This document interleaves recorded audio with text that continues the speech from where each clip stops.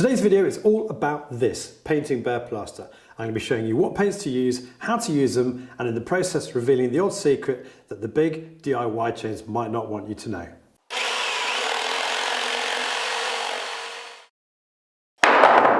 And the room that I'm going to be painting today is the main bedroom in our old cottage. Now, painting new or bare plaster has for some reason become an incredibly perplexing, complicated subject for us DIYers.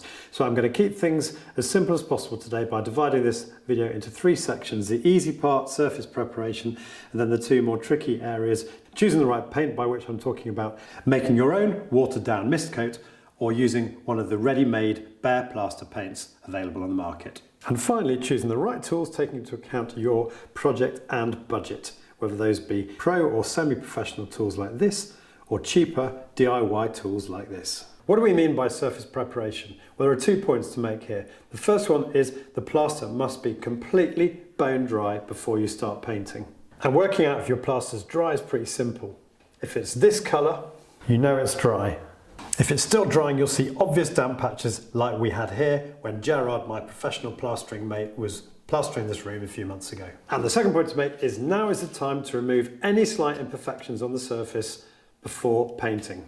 Examples might include minor trowel marks like this, which I've filled with a bit of my favourite easy fill filler, and which can be quickly smoothed over with a bit of 180 grit sandpaper. I recommend 180, I think 120 is still a bit rough, as it can scratch the wall as you see here. And brush strokes like this, which can also be quickly and easily removed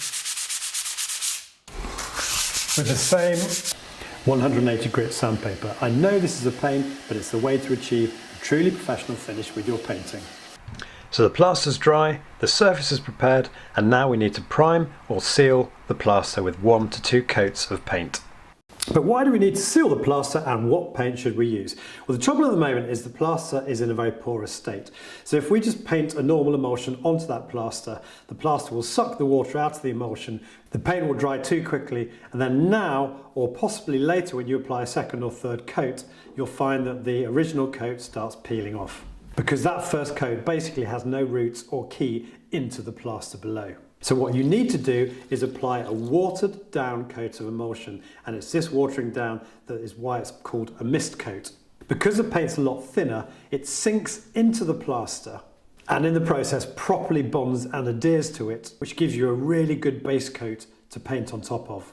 A couple of final points. Never use a paint with the word vinyl in it, or for that matter a diamond matte or flat matte like one of these for the mist coat. And secondly, in spite of what you may have learnt on the internet, never be tempted to apply a PVA coat to the wall before painting, because with the vinyl additive in the emulsion or the PVA coat, all you're doing is you're basically creating a skin over the surface of the wall. Now this is going to cause a massive problem down the line if you ever need to repair or sand that wall. And in the worst case scenario, you could at some point find that that skin starts peeling off. And so I tend to use contract matte emulsions like this to make my mist coats, because they're good quality and cheap, and a 10 litre tub like this costs less than £20. But a word of caution, don't assume that all contract matte emulsions can be thinned down.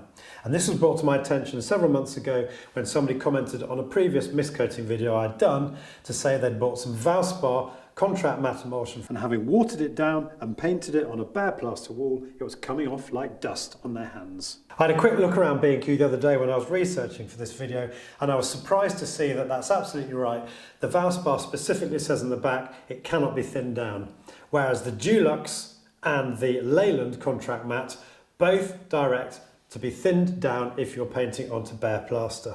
So it can be a bit of a minefield, and I advise you to read the back of the tubs carefully before you buy your contract matte emulsion.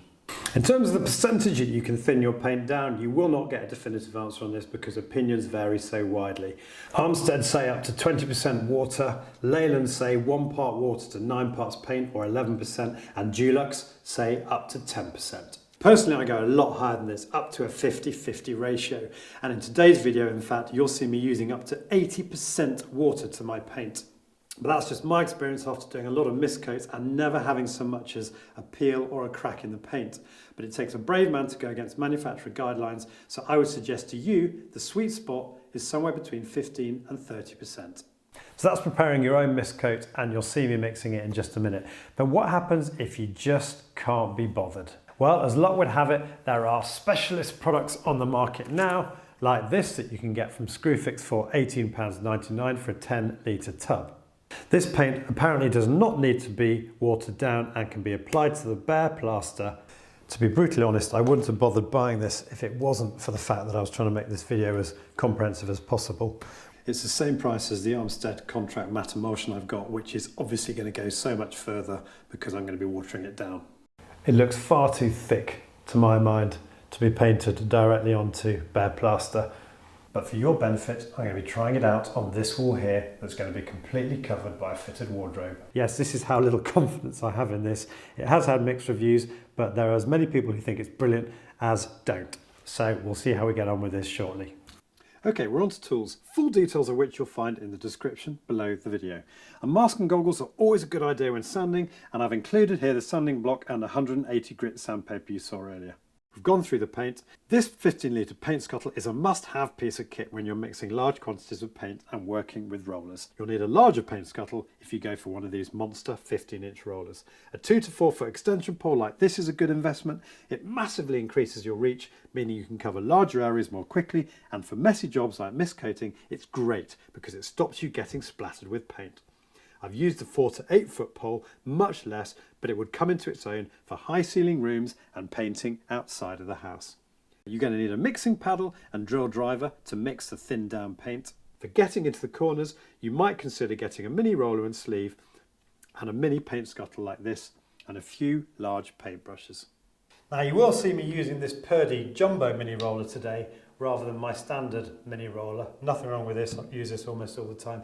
But I'm using this one today because I was intrigued by the fact that not only do they do a 4.5 inch mini roller sleeve, but they also do a 6.5, which I think is a really good bridge between your much larger 9 or 12 inch roller and your mini roller for getting into the tricky corner areas. But bear in mind that the sleeves for these Jumbo mini rollers are a lot more expensive than your standard mini roller, and the attachments are obviously very different.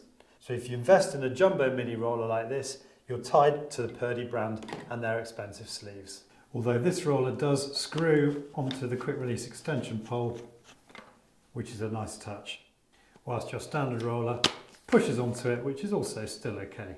And whilst you can get plastic sheeting like this to protect the floor, I've got several dust sheets, including this heavy duty one, which will be more than adequate to stop the paint getting through, although I have got this plastic sheeting to protect the beams.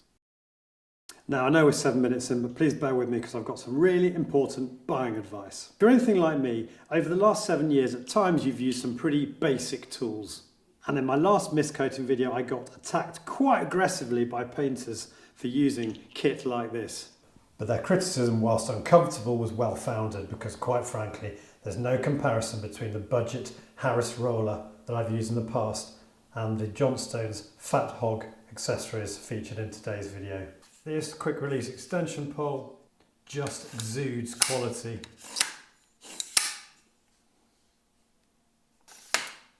And whilst you've got the ability to push rollers onto the end like that, quite frankly, with this twisting mechanism, why would you? Because this is so much more secure.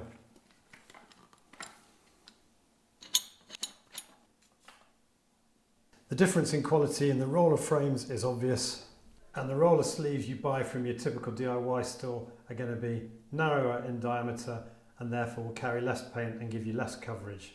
How often have you had a roller sleeve like this completely slide off the roller whilst you're painting? Well, this simply can't happen on a quality piece of kit like this because the sleeve is mechanically fixed to the arm. And the cage frame also gives you a properly tight fit. So get yourself down to your local decorator centre, whether that's Brewers, Dulux or Johnston's, and see what they've got to offer. Don't be intimidated. They're not just for trades. I spoke to Johnston's about this the other day and they said they massively welcome members of the public. You're going to get much better quality advice than you get from your typical national DIY chain, and you're going to get a better quality of product because they're catering for professional tradesmen. Now I'm conscious it could be seen as being a bit arrogant. Look at me with my smart tools. So have a look for yourself at the alternatives being offered in places like B&Q. But fundamentally, tools like this are going to last and they're going to make your painting so much easier. And there's one other point I should make. The cost of these tools might surprise you. Paint scuttles, wherever you're going to get them from, are going to cost under £10. And here are the typical prices at Johnston's for the tools featured in this video. I should add that I'm not being paid by Johnston's to do this video, and I've bought all the tools featured today at full market price. And you might be surprised to know they've got offers on all the time, such as £4.50 for this 9-inch cage frame roller and £16.99 for this quick release extension pole, which is basically 50% off. So you can buy all the main tools featured in today's video for £32. A great price for a product that's going to last. But you should also consider buying your paint direct from the manufacturer through one of their decorator centres rather than from a national DIY chain. And this is the secret I was referring to at the start of this video. In some cases, the national DIY stores dictate to the manufacturer the price they're prepared to pay for a particular line of paint. And then the manufacturer has to manufacture that paint to that price, if you know what I mean. This means that the quality of that paint could be less if you bought it from a national DIY store rather than direct through the manufacturer from their decorator centre. Okay, so we're into the business end of the video. Finally, I hear you say. I'm not using my smooth roller today, instead the semi-rough with its high absorption and transfer rates, ideal I think for an emulsion mist coat. Now, these dual function double arms come with a bar and also shorter bolts, because bizarrely with some roller sleeves the hole doesn't pass all the way through the roller, whereas for others they do. The shorter bolts are great though, because it's a bit of a faff to try and guide the long pin all the way through the sleeve, and I suspect this is how the shorter bolts came into being. I also have a semi-rough sleeve for my 9-inch roller, but didn't end up using this roller in today's video, so effective was the 12-inch. So it was a quick stir with the Armstead Contract Matte Emulsion, and then I poured 3 litres into the paint scuttle, which, when watered down, ended up being the perfect amount to do the ceiling and 3 walls of the room.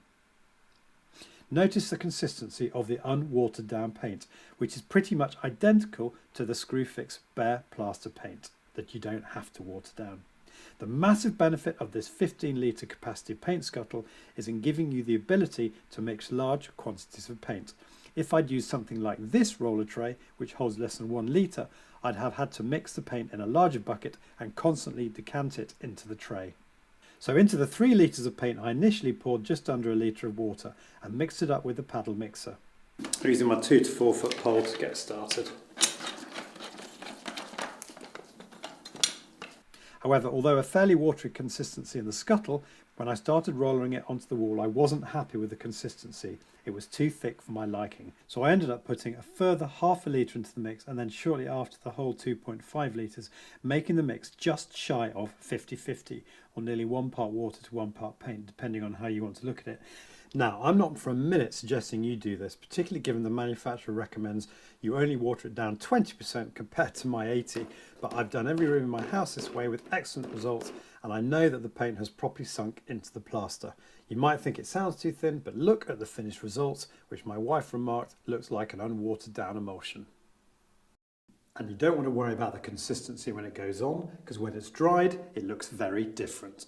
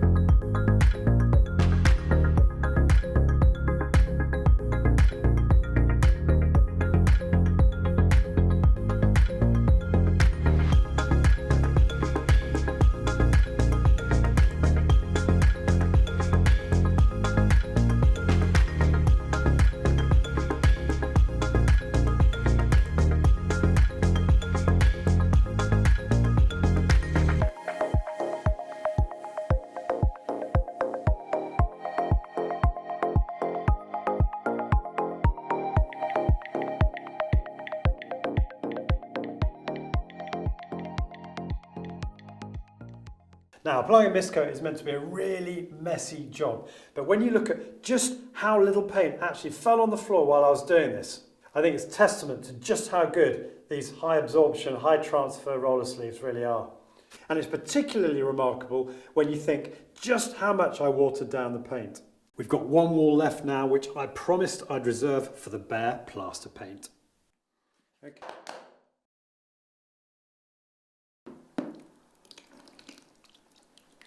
Same rollers, same tools, different paint.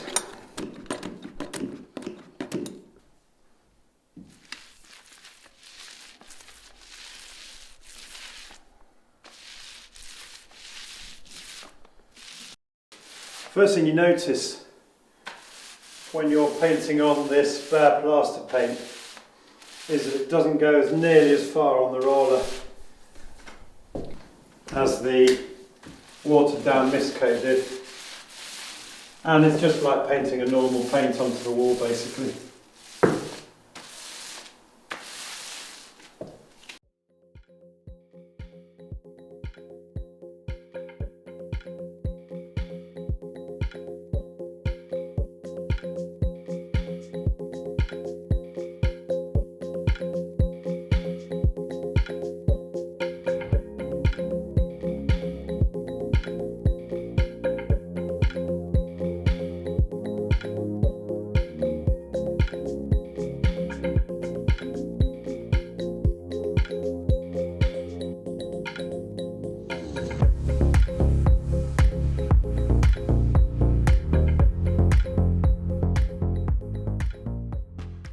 So with all the plasterwork primed, what do I think of that Bare Plaster Paint? Well, clearly the coverage is excellent. It's more opaque than the heavily watered down mist coat that I applied. But panning around the room, you wonder whether that increased opacity is really important, given that we're going to be covering it in a minute with 2 coats of this high opacity flat matte. And don't forget, I used 2 litres of that Bare Plaster Paint on this wall behind me, compared to 3 litres for the 3 other walls and ceiling of this room. So clearly the contract matte emulsion watered down goes a lot further. And I appeal to the inner DIY guru inside of you to simply buy yourself a mixing paddle and water down a good contract matte emulsion, rather than going to the expense of buying one of these Bare Plaster Paints. Because don't forget, the unknown here is what's going to happen to this wall when we apply the final top coat to it. But that's just what I think. Painters, DIYers, let me know in the comment section below how you've got on with the Bare Plaster Paint, and generally what your sweet spot is for watering down contract matte emulsions. So that's today's video finished. It's been a bit of a marathon with 156 individual video clips and 105 photos to compile this video. Don't forget, links to all the tools and paints that I've used in today's video will be in the description below the video, together with some links that you might find useful to help you decide what top coat to apply once you've mist coated your wall. I hope you can stay tuned during this unprecedented global pandemic we find ourselves in.